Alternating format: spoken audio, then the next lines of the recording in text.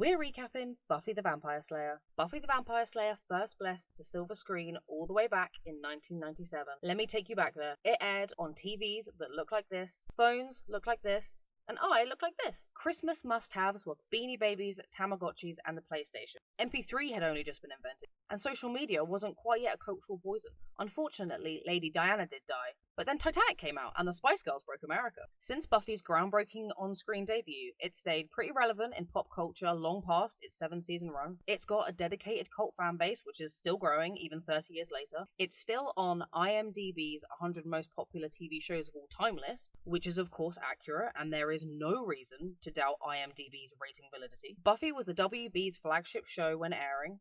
Colleges have even offered courses in Buffy the Vampire Slayer studies. Buffy paved the way for many shows of a similar genre, even though, in my opinion, none of the other teenage vampire shows even come close to surpassing Buffy's superiority. And trust me, I've seen them.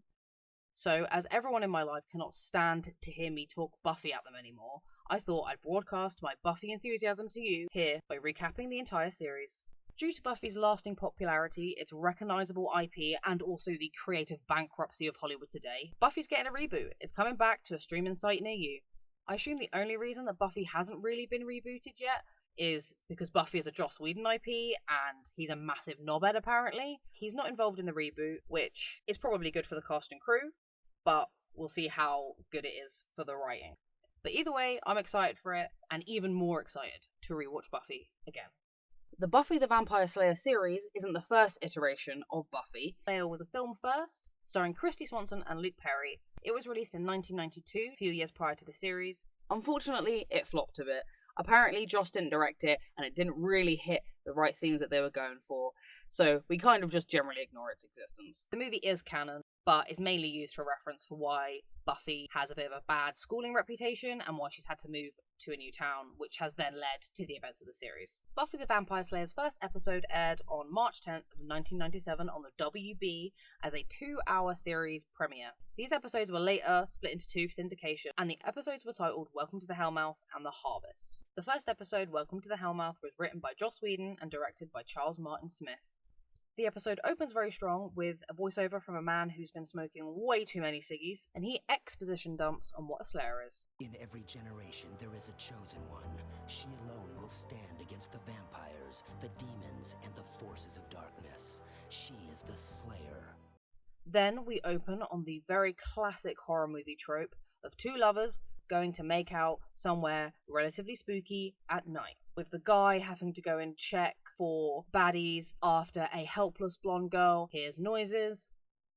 But our expectations are subverted, because while they are breaking into their high school to kiss each other, which I feel like is a weird place to go, is making out in your car not easier? But anyway, it's revealed that the seemingly helpless blonde girl is actually a vampire, and she scrams the lad in the school, no hesitation. The series really starts as it means to go on, by subverting classic horror movie tropes like helpless blonde girl turning out to not be very helpless. We also get to see Buffy Vampface for the first time, which I personally love. I think it's really fun.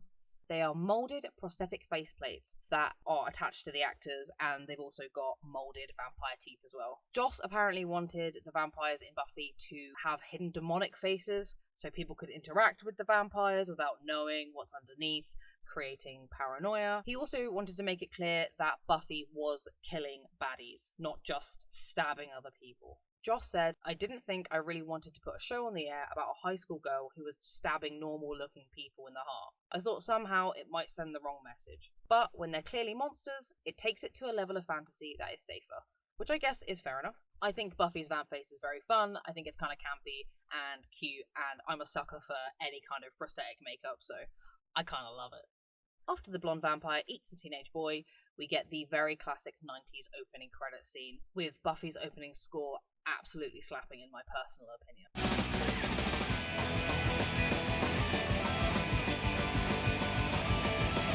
We then open on Buffy, fantastically portrayed by Sarah Michelle Gellar. She's sleeping in bed, seemingly having some kind of nightmare, full of misty graves, snarling vampires, big ancient tomes entitled Vampire, and what I can only describe as Voldemort, but with a nose. Buffy's tossing, she's turning, she's having a bad time. I sure hope these spooky dreams mean nothing. Sometimes foreshadowing is relatively obvious. A little bit of visual storytelling shows us that Buffy and her mum have recently moved into this house, and audio storytelling tells us that Buffy isn't a morning person and that she's definitely going to be late for school if she doesn't get out of bed because her mum is yelling at her. We get an establishing shot of Sunnydale High School as Buffy and her mum pull up for drop-off. Buffy doesn't seem very excited about going to her new school, and her mum, Joyce, played by Christine Sutherland, who is adorable, tries to encourage her not to get kicked out of school again and to stay positive. The next character we meet after Buffy and her mum is Xander Harris, played by Nicholas Brendan. He's on a skateboard, which I don't think we ever see him on ever again, and he's riding down the front of the high school, getting in fucking everybody's way, and also being bad at riding the skateboard. I think he's supposed to be perceived as a lovable best friend, golden retriever energy kind of guy, but whether or not the audience always takes him like that is debatable. Joss Whedon has said on many occasions that Xander is a self-insert character for Joss, and with Joss's reputation, you can kind of take that as you will. He catches sight of Buffy, and because she's new and attractive, he does some light lecturing over her, and he takes his eyes off the pavement, smashes into a railing, which I think he does deserve. We are then quickly saved from Xander's lecherousness by meeting Willow Rosenberg, who's played by Alison Hannigan, who we love and is much more palatable and less annoying most of the time than Xander is. We quickly establish that Willow is a genius nerd and Xander is a little bit of a useless oaf who needs help with his maths homework all the time, and that Willow and Xander are childhood best mates.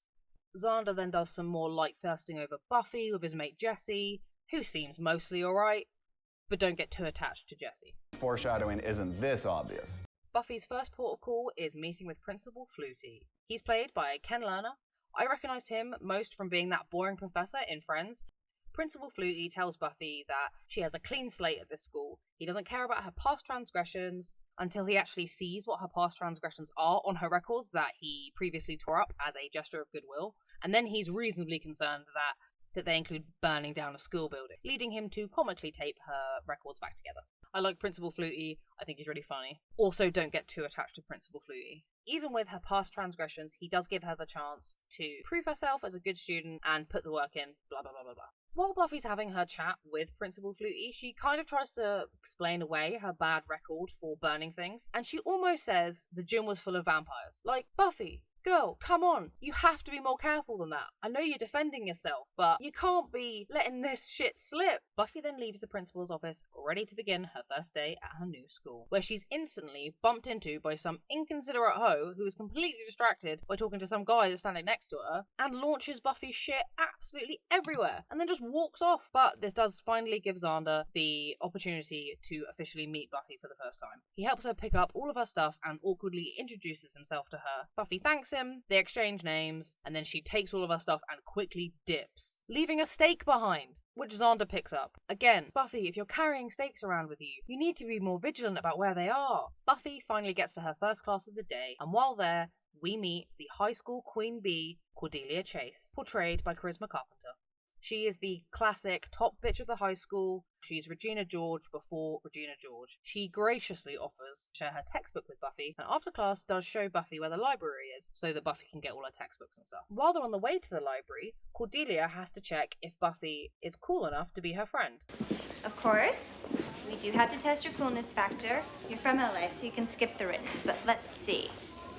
By taking the Cordelia Chase coolness test. Even though Cordelia's test references a bunch of stuff I don't remember, I am going to take the test alongside Buffy to see if I could be friends with Cordelia. Question 1 on the coolness test. Vamp nail polish. Buffy says they're out, so I assumed they were a bad 90s fad nail, and I was going to look them up and rag on them. But then I did look them up, and I found out that they're basically how I do my nails now. So hopefully fashion has come back round over the last 27 years. Buffy passes this one, I wouldn't. Question 2. Your opinions on James Spader. My first introduction to James Spader was as Robert California in The Office, so his name doesn't quite induce the same reaction in me as it did in Buffy. Needs to call me. I will not be blackmailed by some ineffectual, privileged, effete, soft-penis debutante. You want to start a street fight with me, bring it on, but you're going to be surprised by how ugly it gets. You don't even know my real name. I'm the Lizard King. But I have since seen The Secretary, so I get it. We both pass. Question 3, Frappuccinos. Buffy says they're trendy but tasty, which I think is still a pretty accurate evaluation of Frappuccinos, so I also agree. We both pass. Question 4, John Teach. Buffy says he's the devil. I don't get the reference. I looked him up and he was a radio presenter at the time. I'm not really sure why he's the devil, and I assume from her tone of voice, it's kind of in jest. She passes, I do not. Buffy passes Cordelia's coolness test very well. I unfortunately would not. And Buffy even got extra coolness points because she's from Los Angeles, and I probably couldn't be further from California. As Buffy and Cordelia approach the library, we see Willow drinking out of a water fountain, and Cordelia is a massive cunt to her out of nowhere. She's mean about her clothes, and about her existence in general, which Buffy doesn't seem very happy about, but doesn't really say anything in the moment. Poor Willow is an absolute little nerd who gets bullied, and Alison Hannigan plays it very well, and I feel sorry for her. Cordelia then acts like one of those video menus that sometimes you get at hotels, and explains that the only place to be in Sunnydale is the Bronze, which is a hip, cool club on the bad side of town that apparently lets 16-year-olds in and just plays like Blink-182. But Buffy should go there with them if she doesn't want to be a big loser. And then Cordelia dips, telling Buffy that she'll see her in PE. Buffy enters the library to go and get textbooks and shit, and the spook factor starts to rise. We get some eerie music, a reveal of a very nice looking library, and we meet Rupert Giles, the librarian, played by Anthony Stewart Head. My man. Giles introduces himself, albeit kind of creepily, by walking up behind Buffy and lightly tapping her on the shoulder. He interrupts Buffy as she was snooping on the table and reading a news article that he'd circled about local missing boys. Giles introduces himself, and before Buffy can even get her name out, he assumes that she's the new girl Buffy. Then before Buffy can even ask for what book she needs, he turns around and slams a thick tome on the table entitled Vampire, right in the middle of the school library during opening hours. Giles, like Buffy, doesn't seem to be very good at keeping their supernatural knowledge kinda under wraps, and this book looks just like the book from Buffy's dream. Once Buffy sees the book, she's like, whoa, no, I'm just here for books about the plague and stuff, I've got to go. And she runs out of there. After this interaction, we cut to a couple of girls gossiping in the locker room about Buffy, the new girl, and how she got expelled from her old school for, like, fighting, and that's why she's had to move to Sunnydale with her mum. There is also a great throwaway joke in this scene where one of the girls is making fun of Buffy's name, saying it's a mad name, and then it's revealed that that girl's name is Aphrodisia. What kind of name is Buffy? Hey, Aphrodisia. Oh, hey! Which is obviously a mental name. Aphrodisia's mate opens her gym locker, and the eaten lad from the opening sequence falls out, and everyone, rightly, is screaming their fucking heads off about it. While the dead bodies are being uncovered, Buffy introduces herself to Willow, who seems kind of confused that Buffy is even talking to her because Buffy was talking to Cordelia. Buffy is like, don't worry about that, I can make my own friends, I can be friends with whoever I want, and I'm a good judge of character. You don't want to go making friends with the wrong sort. I can help you there. I think I can tell the wrong sort for myself, thanks. Also, can you please help me catch up because I'm fighting for my life out here and I really need to catch up with school and I heard that you're a big nerd. Willow says that she'll help Buffy get all caught up with school and lets Buffy know that the librarian, Giles, is cool and he's also new to the school and has brought lots of old, interesting books with him, which intrigues Buffy. Buffy and Willow seem to strike up a rapport quite quickly, the actresses obviously have good chemistry, and we can kind of assume from here that Willow will be Buffy's new friend, and probably not Cordelia. Unfortunately, then Xander interrupts. He's trying to be quippy and charming, but for me personally, it doesn't 100% work. Xander does return Buffy's lost steak, and then he's crazy invasive about her and her personal life. So what do you do for fun? What do you like? What do you look for in a man? Let's hear it. If you have any dark, painful secrets you'd like us to publish.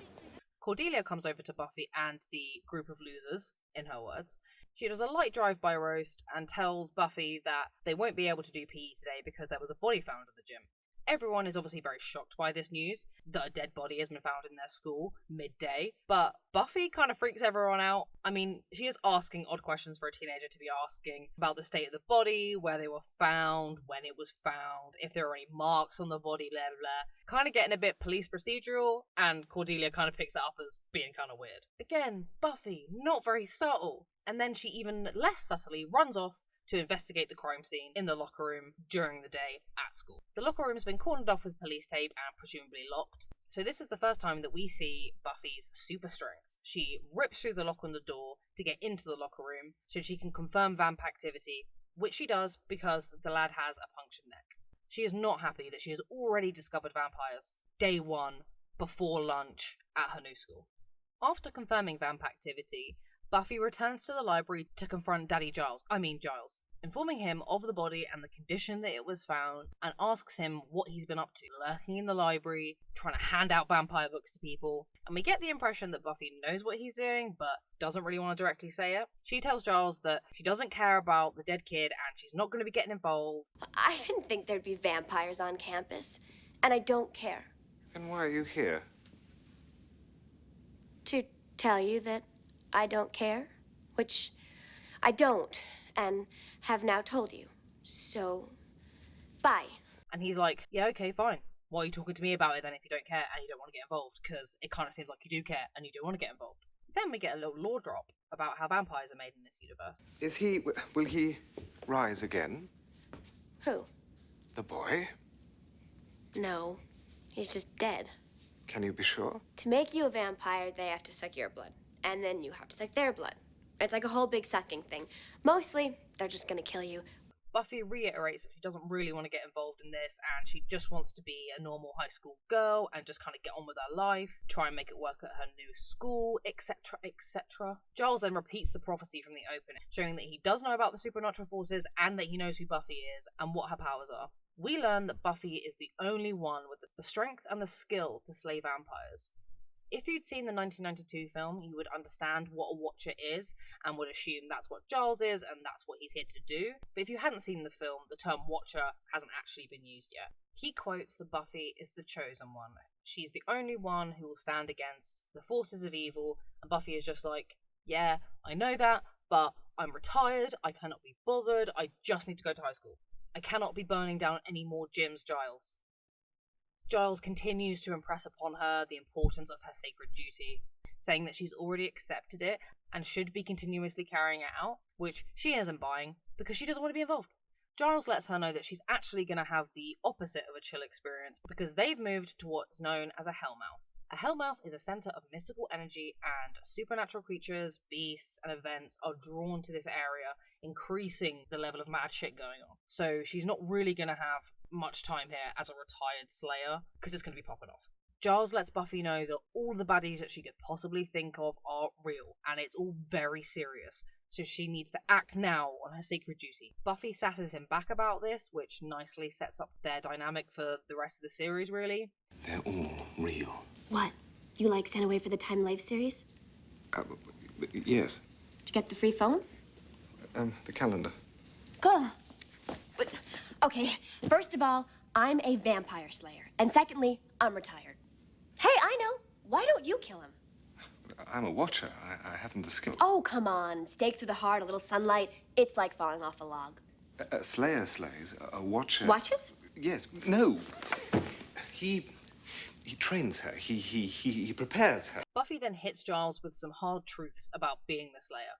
It kind of sucks because it's really dangerous. You get kicked out of school for fulfilling your sacred duty. You have to move house, lose all your mates, start again. You have to keep this a secret from all of your loved ones because it puts them in danger. And you're not really able to share this burden with anyone else because you are the one Slayer. I understand why she doesn't want to tell her mum that she has this sacred duty, and I agree that it would put her in danger, but I feel like her not knowing still puts her in danger, and you should just, maybe give her a heads up about it, but Joyce doesn't know. After this confrontation, Buffy kind of storms out. Giles does seem sympathetic and kind of realizes that maybe he didn't handle this conversation great, maybe approached it in the wrong way, and chases after her. After Giles follows Buffy out of the library, the camera pans up to see Xander coming out from behind a bookshelf. He's overheard everything, and he's obviously shocked about this revelation of Buffy having a sacred duty. So now he knows that Buffy is the Slayer and Giles is her Watcher. Highlighting again that neither of these two are very good at hiding their sacred duties. Buffy is 16, I'll give her a little bit of slack. But Giles is a grown man. Stop talking about sacred duties so openly in the library. Giles catches up to Buffy and explains that he believes an imminent evil is uprising, and it could reveal itself any day now. Buffy seems skeptical about evil arising in this small, kind of quaint town. She's like, no, how bad could it possibly be? This town is tiny. What could possibly go wrong here? Which leads us to a very classic Buffy trope, where a character makes a throwaway or one-off statement about a danger being over or something bad couldn't possibly happen here, and then we hard cut to something dangerous or bad happening there. The camera travels down under the school and reveals an evil layer that looks like a dilapidated sunken church full of candles and creepy vampires chanting, "The sleeper will wake. The sleeper will wake." Which I cannot imagine is going to lead to anything good. As Buffy is currently ignorant of the danger, after school Buffy gets ready to head out to the Bronze for the evening. Buffy's mum tries to stay positive about the move, saying that Buffy's a good kid who can adapt to a new school and everything's going to be fine, and she just fell in with the wrong crowd last time. She then proceeds to let Buffy wander around a strange town that she doesn't know at night, and apparently that's fine.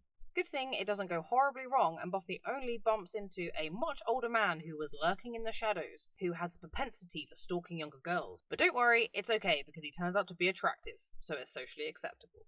This handsome lurker gets caught following Buffy by Buffy, who must have realised that he was following her and scrambled up some scaffolding, does a handstand on the bar for an indeterminate amount of time, with great form, and once the handsome lurker comes into range, she swings down, kicks him in the chest. Once she realises that he's attractive, they have casual flirty banter. He also gives her a very chunky cross necklace for protection. I know that this necklace would have absolutely eaten as merch at the time. The handsome lurker warns Buffy that she needs to get ready for the harvest. He doesn't elaborate on what that actually means and just retreats back into the shadows very mysteriously. Buffy finally arrives at the Bronze, and we see the first live musical performance of the Bronze. There is a lot more live music from the Bronze as the series go on. Apparently they tried to get lots of up-and-coming bands to play live for the episodes for exposure, and they do have some more notable musical acts featured throughout the seasons.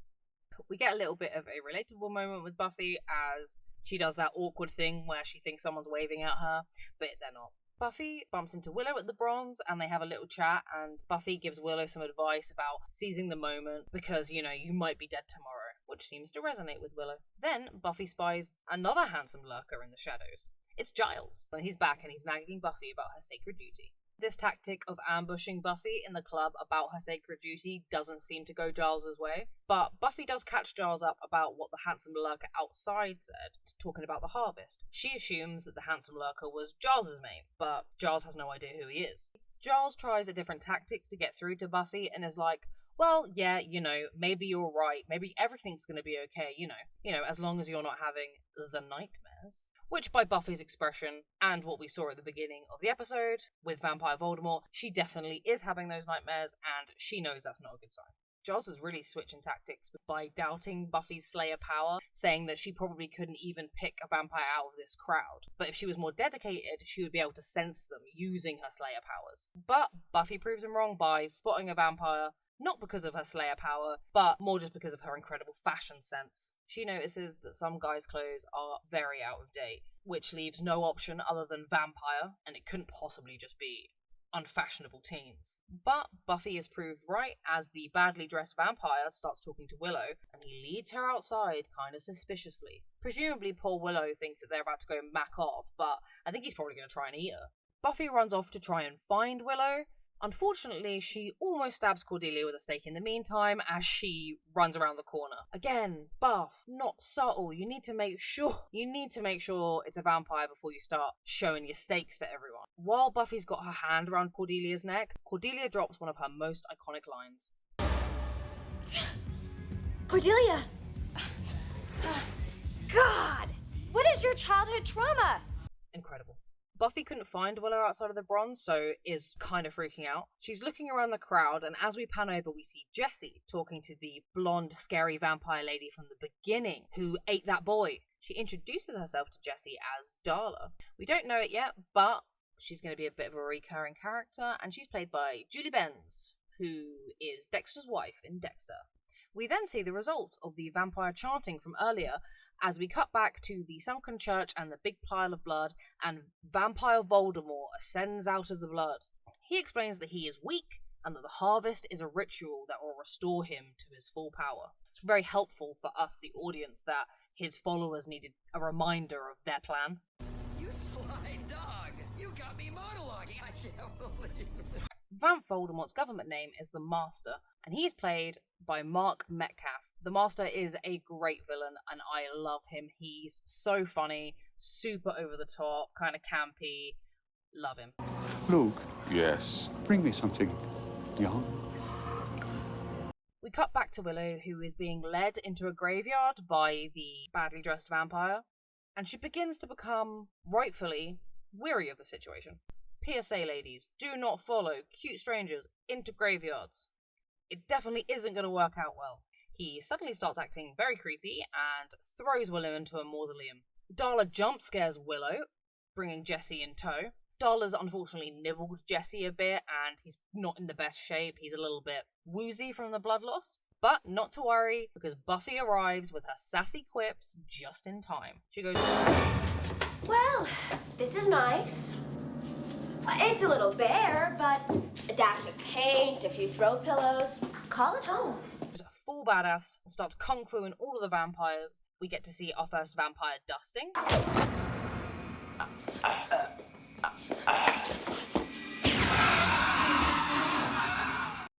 Which is what happens when vampires get staked in the Buffy the Vampire Slayer universe.